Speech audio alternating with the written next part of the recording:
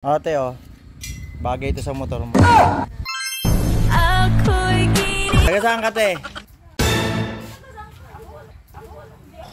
Taga saan ka te? Anong gusto mong gamitin? Scooter o ano? Di cambio? Di cambio? Ikaw te? Ikaw te? Di cambio o scooter? Di cambio pa rin. Minamasdan kita. Piyesa sa inyo te? October? Pwede ba kaming mamiyesa sa inyo? Magdadala po kayo ng inyo.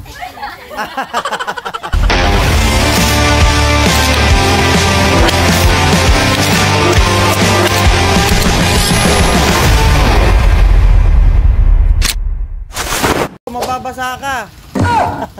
Magandang araw mga idol. At kahit nga maulan at ang paligid ay putikan at ang mga pinsan ko ay nagdatingan. Taga saan ka te?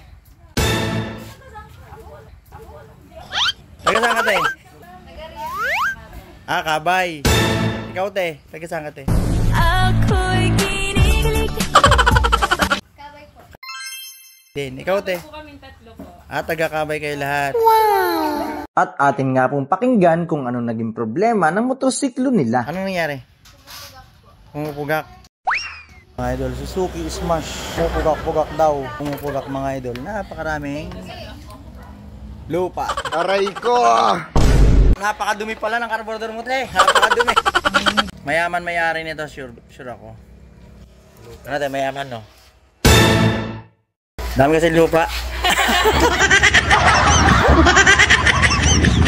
Aray ko! Barado. Boss, anong sira niyan, boss? Pumuputok daw, boss. Pumuputok? At atin nga pong napansin na ang mga tropa natin na kapag pinsan ko ang dumating na kahit linis lang ng karburador ang gagawin ay sobrang tagal nila gawin.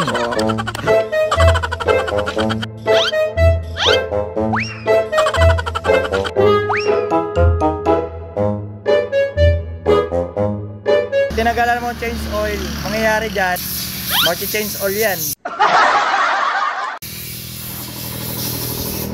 Sobrang sipag talaga ng ating mga tropa. Ang cylinder head at cylinder block ay talagang binabrush at hinahanginan pa ni tropa upang maging malinis talaga sila. Hindi ko alam kung talagang masipag ba talaga sila o talagang binabagalan nila.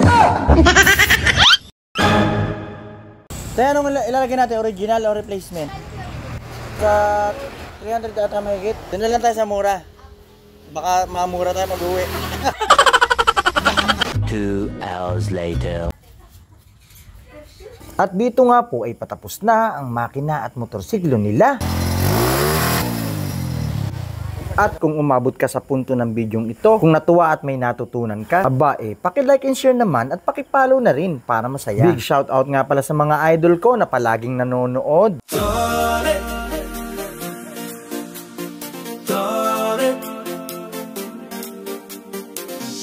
MC Parts, kesang sigurado, dito ka na. Yeah! Walang titingin sa'kin at baka Thank you ha. Thank you.